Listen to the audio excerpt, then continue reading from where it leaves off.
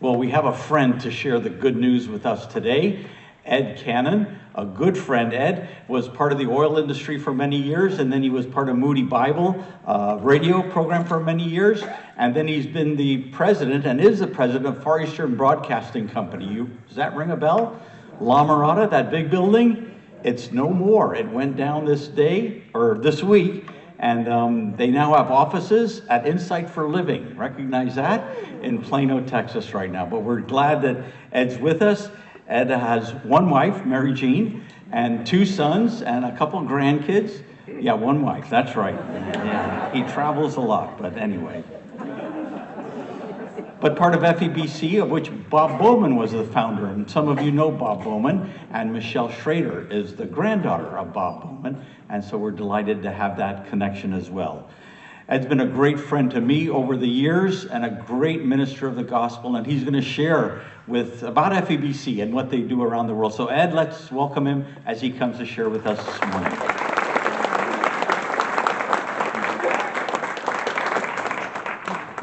Well, thanks very much, Dan. You too have been a great friend of mine, and over the years it's been a joy to get to know you. And well, what a joy to be here in this church today. Dan kind of said, well, we have a small church. It's not a small church. I mean, I've been in small churches recently. I'm going to tell you a little bit about some of the churches that I've seen in Asia. It's a big church. Do you know what's really different about today for me? This is one of the rare times I'm actually in a church where everybody speaks English. So I don't have to have a translator, which is really hard. And I think as you were singing the song this morning, you know, I love to tell the story. I couldn't have picked a better hymn to represent the organization that I have the privilege of serving for, Far East Broadcasting Company. We have about 1,200 staff around the world, and if you'd ask them what they do, they'd say, we tell the story.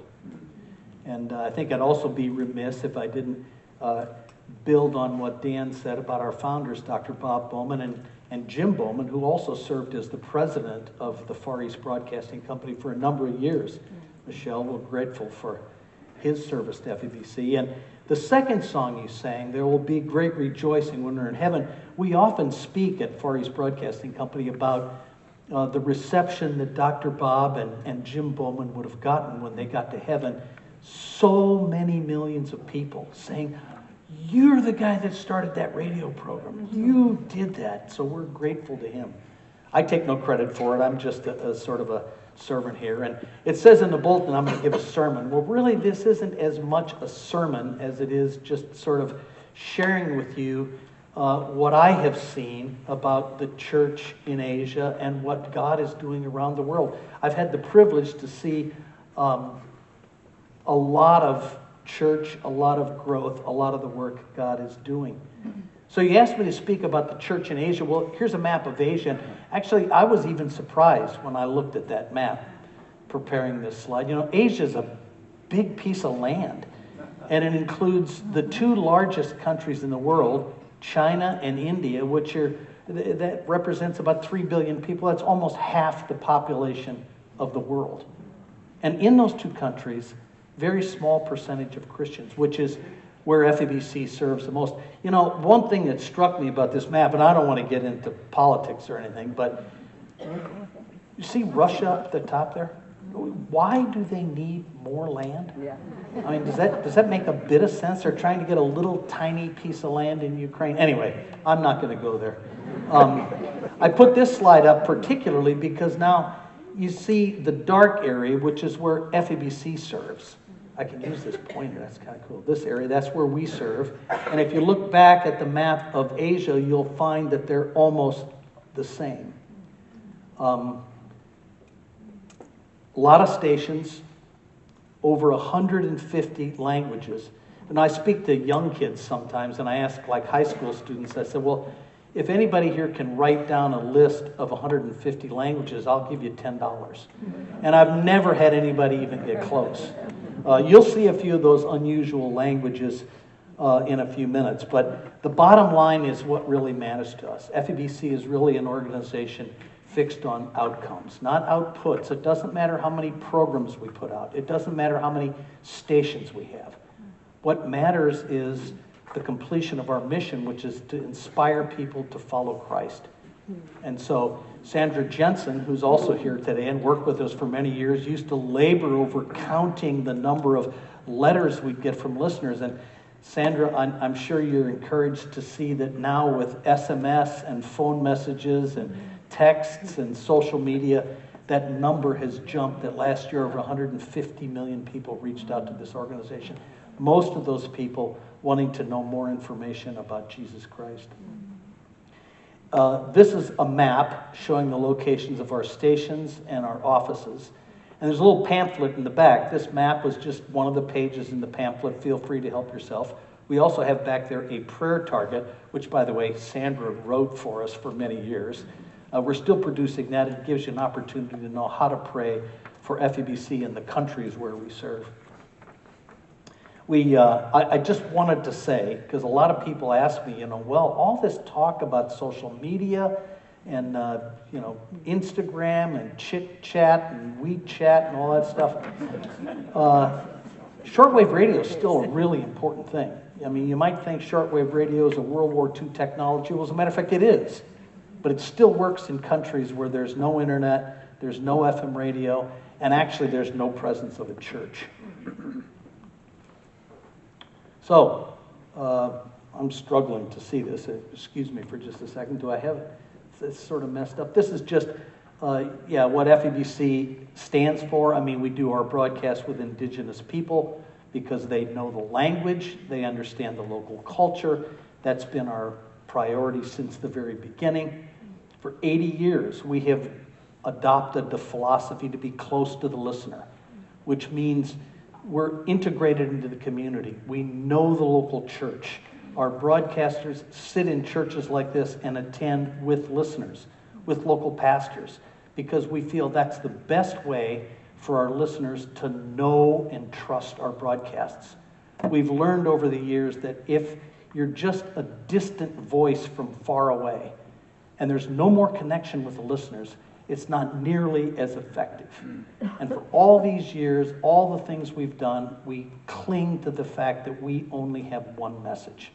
There's nothing we can talk about that matters more than the gospel of Jesus Christ and proclaiming that in such a way that the local people understand what that means. The gospel of Jesus Christ.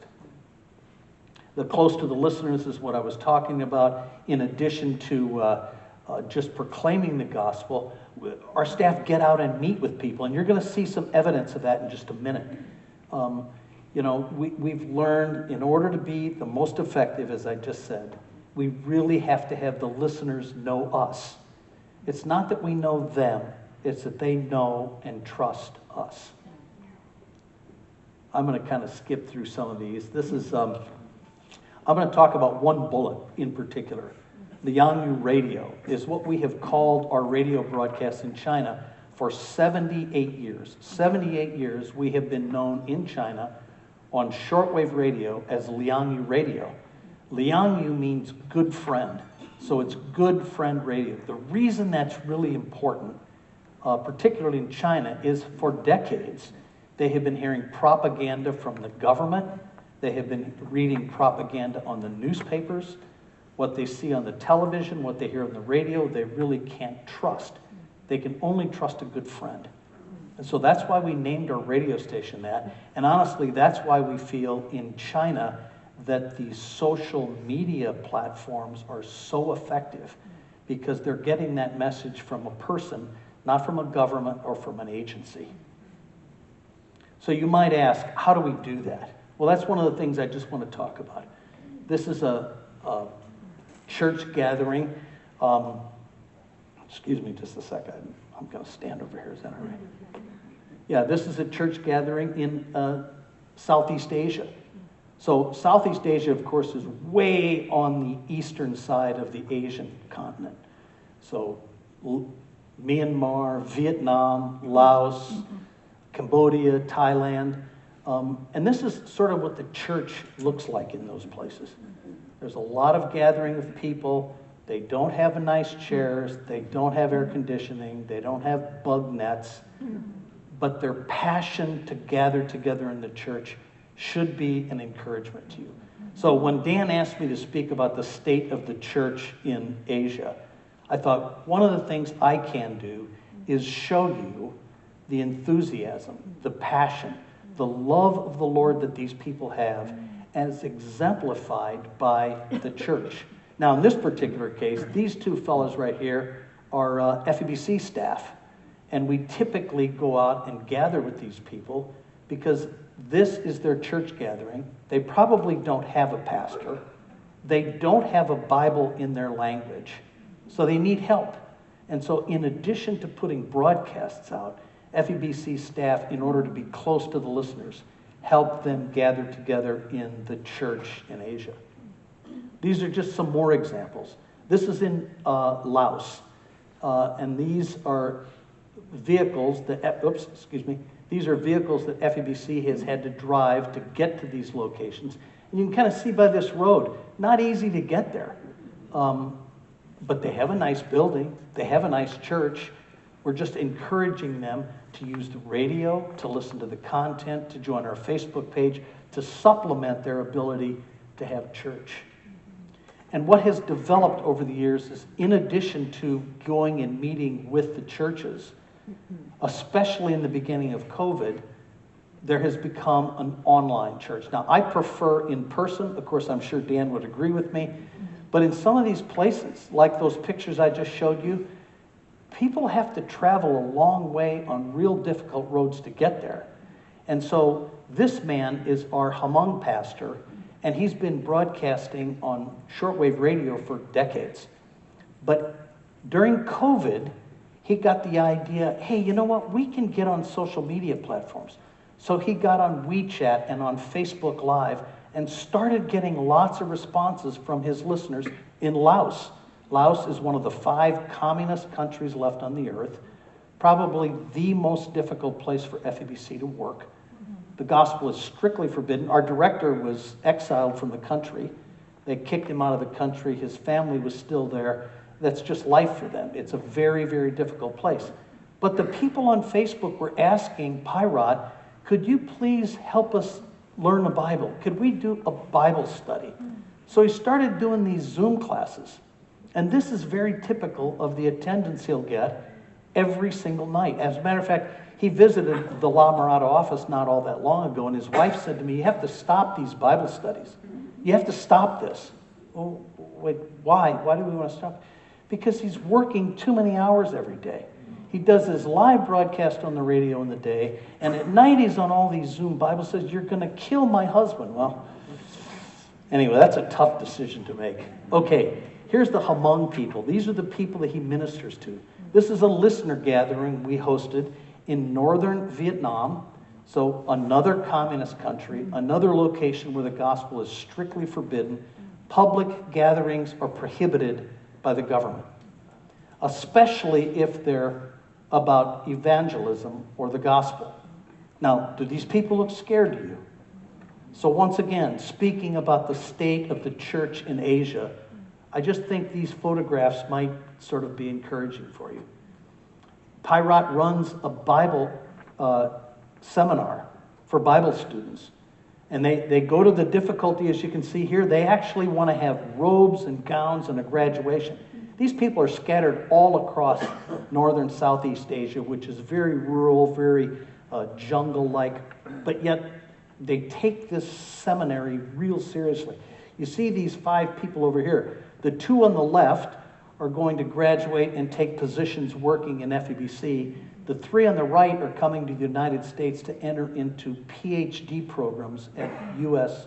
Bible seminaries. So I think Pirate's being pretty successful. This is a gathering of people in Laos. Once again, Laos is strictly forbidden to have Christian gatherings. The church is prohibited. Many Christians are being exiled from the country. Real difficult place to work. He's doing these online Bible studies, and this is sort of what you see. This is another gathering in Laos. We use Christmas as an opportunity where the governments kind of give you a little break around Christmas. Matter of fact, in China, anything we do on Christmas Day on the radio is allowed. So we can be very forceful about the gospel. We can tell people to call in. This is the truth of the gospel on Christmas Day. So FEBC around the world uses Christmas Day as an opportunity to reach out to people. And so here's a gathering we had in Laos. These people have come for a Christmas celebration. We gave them gifts. We share the story of Jesus and Mary and what is Christmas all about, give gifts and candy to the children, and turn it into an opportunity for people to hear. Of course, the message at the end of the celebration is, here's a Facebook page, here's a radio station, you can listen to this content, here's a gospel track. You can really understand more than just on Christmas Day what the birth of Christ means. I could keep going through many of these and show you that was the Lisu people. This is Myanmar. I don't know if you know much about Myanmar because it's not in the news as much as it should be. The country of Myanmar has been under military rule for about the last 5 years. There's armed guards in the street. Our director in Myanmar is afraid during the daylight hours to leave his home because he knows he'll get stopped, and if they start asking him questions about what he does, why he does it, where he gets his money, what he's proclaiming on the radio, he might not come home. So real difficult place, but yet the gatherings and the work that's going on there is enormous. This is an FEBC staffer over here who goes typically from church to church to church preaching. There's a little story about him at the top.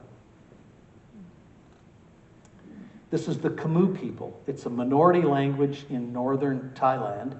I want to just tell you a little bit about this. The Khmer people, we've had a missionary there who's been there for 30 years, preaching the gospel on shortwave. Now they're doing the gospel on social media. He visits churches constantly. And he's a real happy, joyous fella because he gets to attend these worship gatherings frequently. It's not all that easy, though. But these are just photographs that I don't need to explain.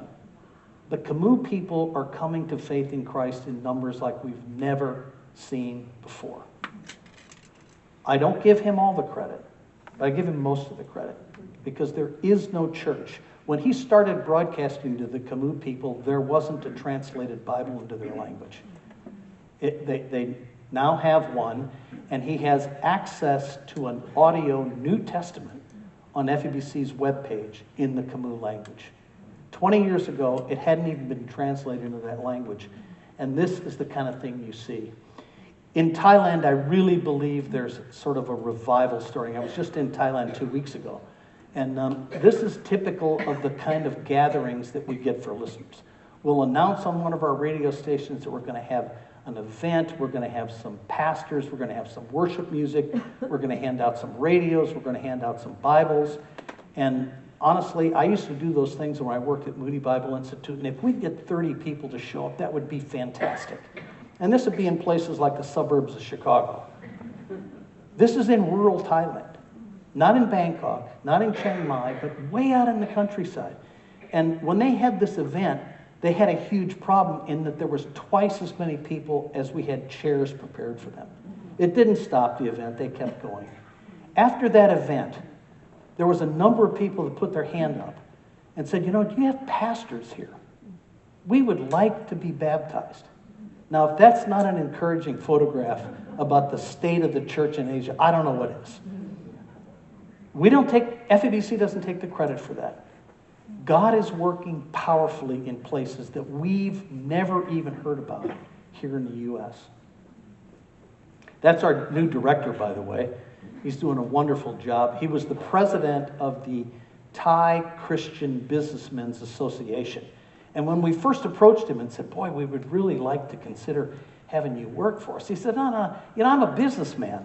I run a big business. I can't go to work for Thailand.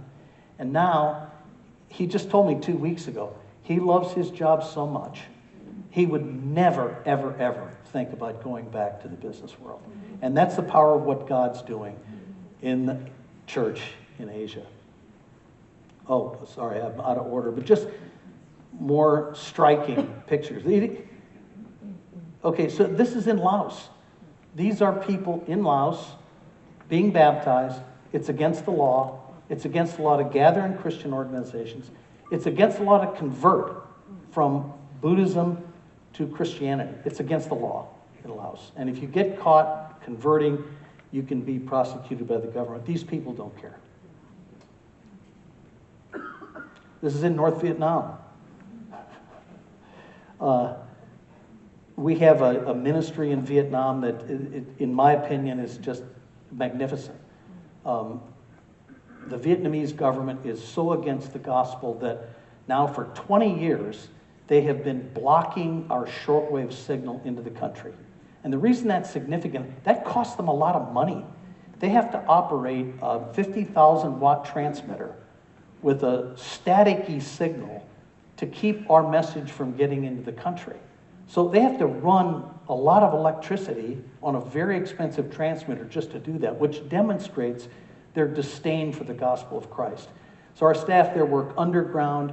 We distribute content illegally through microSD chips and speaker boxes. And at the latest count, we think there's about 300,000 people in Vietnam who are accessing the gospel through our ministry work. However, the population is significantly larger than that. So our staff kind of feel like, well, we've got a lot more work to do. But there's evidence that something's going on there. This is Mian. That's a minority language in northern Thailand. And I put this up for kind of a different reason. This is a youth gathering. So as you can see at the top is cut off. Yeah, there was 250 young people that came to a youth gathering. And this is being held out in the rural countryside of northern Southeast Asia. So it's difficult to get young people to come, right, Dan? I mean, you try to get young people to come to your church. It's not easy. So the next one they had, there were 360 youth showed up. And I love this picture because you can kind of see the local costumes of the Mian people that are living out there. Well, after that, there was 560 that joined the third one. And the third gathering that we had there amongst these people, our director, Napakun, was arrested by the police because they said, you're hosting this gathering, we're not going to let you go. And he tried to tell them, well, I got all these young people showing up. They don't care. They took him back into town, put him in a hotel as a sort of a hotel prisoner. And Napakun got to thinking, well, I got all these people out there. They're all going to be there anyway. And I'm supposed to be speaking. So he got a hold of his friends that had run the event, and he cast it live over Facebook. So he sat in his hotel room under arrest on the laptop. He set up a live Facebook broadcast, and he was speaking. So in addition to the 560 people, he got 1,200 responses on the internet. So the police did us a huge favor by increasing the attendance. But now I wanted to talk about how hard that was. So here's the gathering that we had out there. Our staff had to slug this tent out there and set it up so we had a place to gather. So it's a lot of work there. And we had to bring in a lot of food because these kids were there for 2 days, and you know how teenagers eat. Now, here's a picture. There's the tent that we just showed you from the inside, and they had to set this up to gather. So as you scroll back a little bit, this is the village where the tent is next to where they gathered. And if you scroll back even further, this kind of points to you how difficult it is to get to this place. So they had 560 kids show up here. You can imagine what they had to do to get to this gathering. So I think, churches here in the U.S., what would you have to do to get 560 young people to travel way up to the top of one of these mountains out here and sit in a tent for 2 days and eat boxed food so that they could study the Bible and so they could proclaim their faith in Jesus Christ? I say this only to encourage you that the state of the church in Asia is not nearly as bad as we might think it is. There's the gathering on the road going to the event. Now, I hope nobody fell off. It looks pretty steep, doesn't it? All right, moving on. I could show you these. There's more people in Laos coming to faith in Christ. There's more people among the Khmun tribe. Don't you just love the tribal outfits? You actually see these people. They wear that. That's their everyday clothes. They just wear that all the time. Our director was just in the Kim Moon Village, and I asked him, how was the visit? He said, oh, the food was fantastic. They slaughtered a pig the day I got there, and so we had roast pig for the next 3 days. Life is different. There's a gathering in North Vietnam. This isn't just an FEBC event. FEBC said we'd like to host a Christmas gathering in Hanoi, the capital of communist Vietnam. But once again, Christmas gives you a break. So we got a permit from the government. We said, we're going to have this gathering. There's going to be a lot of people there, but it's Christmas Day. And they said, okay. So we decided we would broadcast the event. They showed the Jesus film. We broadcast the event. This is our broadcaster set up in a temporary little booth so they could put this event on Facebook Live and broadcast it out over the entire country. Once again, though, it's not easy. So in these minority languages in northeast Thailand, about June last year, this pastor was shot down in his front yard. It says right here, it's interesting because it says, such attacks are not uncommon in the one-party communist state of Laos. And, I'm giving you all this great news about how the church in Asia is growing. Last year, there were 6,000 pastors martyred for their Christian faith in the world. 6,000. It doesn't make the news. I don't think they want it in the news. Now, I will say most of those were in Africa. But this happens a lot where we are. And not just killing people, but persecution, churches being burned down, house churches being bulldozed in China. So there's still a lot of persecution, but I don't want to dwell on that. Because God is greater than the evil that fights against his gospel. So, switching gears maybe from the far eastern section of Southeast Asia, let's talk about Ukraine. And it's a country that's in the news, and I really appreciated the prayer. I didn't know we had someone from Ukraine praying today, so I'm going to talk just a little bit about your country. It's a very different culture right now. So it's a different kind of difficulty. But ever since COVID struck, there has been a significant decline amongst the Orthodox Church. Not that I'm rooting against the Orthodox Church, but we would rather people go to Bible-teaching churches, evangelical churches. And so what we have seen is a significant growth in the evangelical church attendance. This is a church, I took this from the podium, and the pastor told us, since the war started, they have gone from 1 service to 3 services because they don't have enough seats in the sanctuary. And he said during COVID, we almost shut down. FEBC has been in Ukraine for a very long time, broadcasting, but before the fall of the Soviet Union, we just broadcast in the Russian language. And we got a lot of responses. It was mostly on shortwave radio. But during COVID, our staff decided, you know what? We're going to go out and meet with the local Ukrainian churches and help them set up live streaming events for their sermons. Because the church broke down and now it's very, very difficult for people to attend. The restrictions were very strict. So we developed for over 100 churches the ability to live stream their sermons so that the people could hear it. Well, the real advantage there was we made relationships with the churches. We helped them get their sermons to their people. But FEBC put a lot of our programming on those websites. So the number of people accessing FEBC's Christian content really increased. And through that, we learned, because we had programs on that website in Russian and we had programs in Ukrainian. And this was before the war, but 99% of the content downloaded was people listening to the Ukrainian language. Now, of course, once the war starts, nobody in Ukraine wants to listen to the Russian language. So we're learning, we're developing, we're growing. So FEBC in Ukraine has grown from just sort of a shortwave ministry to now we have, at one point, we had 10 FM radio stations. I think I got a slide for that. Let me just go to that. I'll point this out first, though. Right here. See that number?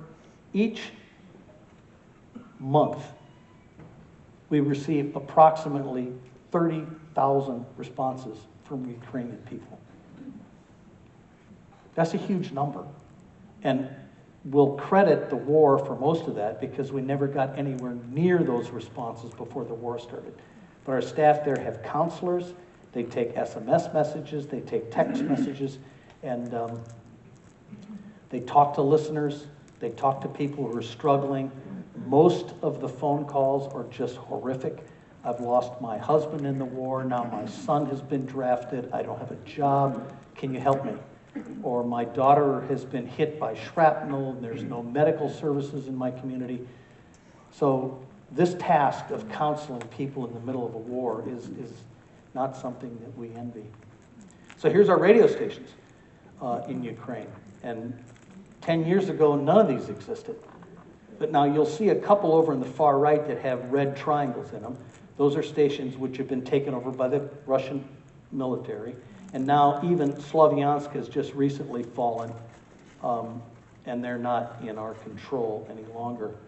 However, we're still able to reach the people in those regions via social media, and even shortwave radio is still there. Here's our staff in Ukraine. It's a small staff. I really admire them. They have not left the country. They could. It's a very difficult place to work, but yet they know that people are calling, people are asking for information about Christ, and so they're not about to abandon their posts. I'll tell you some more stories. Dear friends, okay, I cut him off because I don't want him to give his message. Maybe if I go back, it won't start. So this is Sergey. He has a master's degree from a Christian seminary in Ukraine. He's a brilliant academic in Bible. He took his wife and his two sons, one was only about 7 years old, he took them to Moldova when the war started because he was afraid for their safety. He dropped them off, and he turned around and went back into the country because he had to go to work. He tells the story of his little boy saying, "Daddy, please don't go." But he went back to serve at FBC. So now he's been drafted in the military. Doesn't look young enough to be drafted in the military, but if you're under the age of 60 and you have fewer than 4 children, Ukraine will draft you. And when we were there just a few weeks ago, they're pulling cars over and stopping you to check your identification to make sure you're not eligible to be in the war and skipping out on your military duty. I just want to tell you something about these 4 guys. This is Edward. He's our director in Ukraine. His father started FEBC Ukraine many, many years ago, and his father was totally blind, but yet he did broadcasts every day for 4 hours. Once I walked into the studio, and they said, well, you know, he's back in the back, Victor's back in the back. No, he's not. I said, I just walked back, there's nobody back there. Well, the truth is, he was in the studio doing his program, but I couldn't see him because the lights were off. He doesn't need the lights. Edward's sister was one of our top broadcasters. When the war started, she and her husband and 3 young children had to leave the country. Edward's family is in the United States now for safety reasons. He's been there over 2 years without his family, serving. This is Max. He's probably our best broadcaster, full of energy, great guy. He got drafted in the military. He's got 2 young children. And he told us, you know, I'm being more effective in the military now than I was as a broadcaster. He still does his Facebook Live broadcasts from the front line, in the presence of men that are dying, in the presence of horrific situations. So it's a good program. He's praying every day with guys who've been shot. So just amazing. This is our technician, Alexei. He does the high tower work. So we got all these radio stations. So in the midst of the war, when there's missiles flying around, he's climbing towers. When we were over there, he had a boot on his foot. I asked him what happened. He said, well, a few months ago, when I was up on a tower, a piece of shrapnel hit the tower, bounced off, and hit me in the foot. He's probably 300 feet in the air. So this is what they do. And this is Igor. Igor is a broadcaster for us. He's been there a long time. He still lives in Kiev with his wife and 2 young children. I had dinner at his house, and they're very upbeat. They're thrilled about the progress, but yet they still are suffering in the middle of the war. They go into the bomb shelter most nights, The kids go to school. When they go to school, the school sends kids to the bomb shelter. And I asked these two little girls how they're doing. One's 6 years old. And she said to me, "Oh, I'm doing much better than I was before." It's just perfect English. "I'm doing much better than I did before." "Oh, tell me about that." She said, "Well, I used to cry when I went to the bomb shelters, and I don't cry anymore. But my mother still does," is what she told us. So you think about the sacrifice that these people are making in life. This is some broadcasters. That's Ina, and this is Max before he got drafted in the military. And as you can see, there's no power in the studio. So the power's dead. They're running on batteries on their laptops. Interestingly, the Wi-Fi in Ukraine has never gone down. So you think of the war and all this damage. I mean, we saw horrific damage everywhere. But yet, the power was still on. So this is what's going on during their broadcast.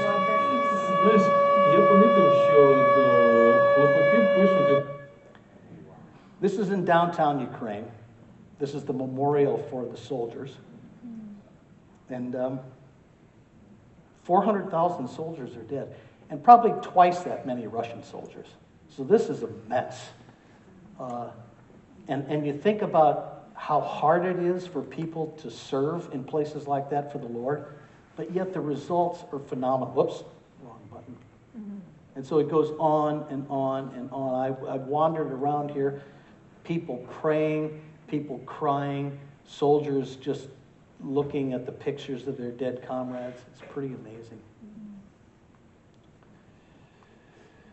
So, what I want to say is the church has grown historically in the hardest of times. China has taken over Hong Kong, as you know. We've got staff of about 75 in Hong Kong. Every one have been interviewed by the government. Our director told them, with the new oppression from the Chinese government, if you want to leave and go to work in Taiwan, we'll have a job there for you. Not one left. They stayed. The pastors and the churches of Hong Kong, interestingly, are leaving. Hundreds of churches with pastors in Hong Kong, when China took over, left their congregation. And many of those congregations now have called and reached out to FEBC Hong Kong, saying, is there some way you can help us with pastors? Well, we have content, we have sermons, and they use those things. The Central Asian governments, that's Kyrgyzstan, Kazakhstan, Uzbekistan, Turkmenistan, FEBCs in all those countries. And the governments are becoming more and more and more against the Christian faith, because about 85% of their population is Muslim. So they're being very friendly to the Muslim people.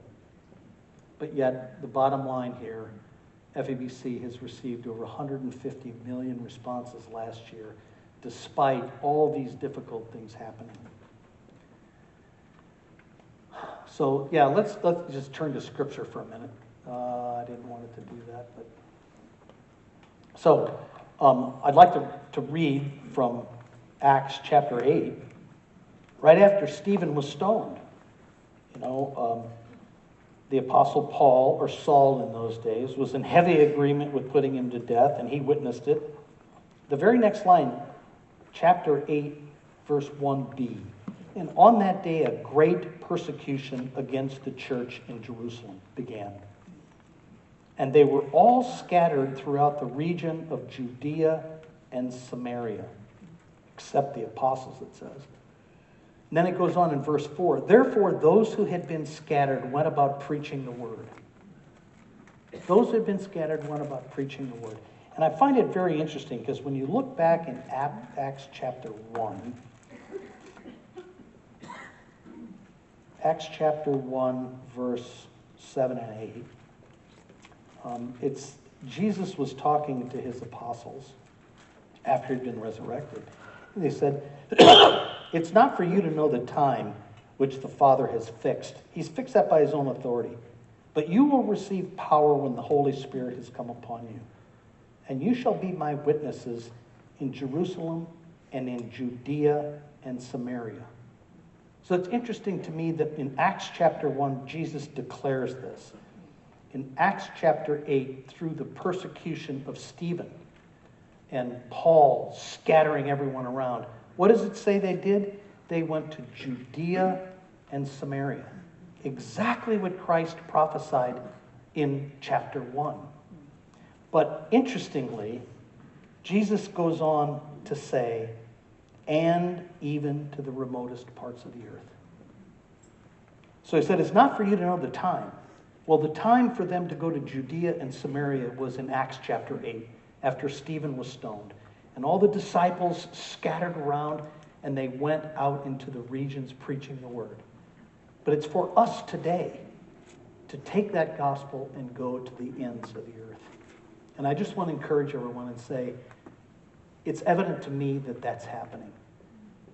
Through courageous people like you saw in Ukraine, for hardworking, dedicated servants like you saw in Southeast Asia, and all around the world. There's great movements of God in the Middle East through some satellite television and radio stations, Sat7. There's great movements of God in Northern Africa. We see in the Sudan there's good work, and in Chad, and even in Nigeria. The Lord is working very powerfully. So I want to leave you on that note and say, be encouraged. The state of the church in Asia isn't as bad as you would have thought. And in my final word, I would say, I think it's pretty good. Could be better. We still need to work hard. There's a lot of work left to do, but I want you to be encouraged. Let's go to the Lord in prayer. Father, I'm grateful for this church, for these people whose passion for proclaiming your word is high, for Dan and his leadership here, bringing this church together to better understand your word, to serve you, and to think about the mission of the church in the United States. Lord, I pray for brave, courageous staff in places like Ukraine, fighting against the oppression of the Russian armies going there, and the death and destruction that they have to live with, the depressing situations they're in. But yet, Lord, they smile as they think about serving you. We think about people in Southeast Asia fighting against the oppression of governments like Laos and Vietnam, and even China, Lord, who hate your gospel. Encourage them, Father. Hold them in the palm of your hand. Keep them motivated and powerful. Keep them safe.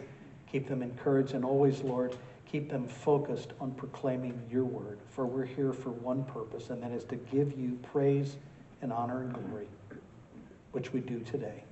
And we pray, Lord, in your name. Amen.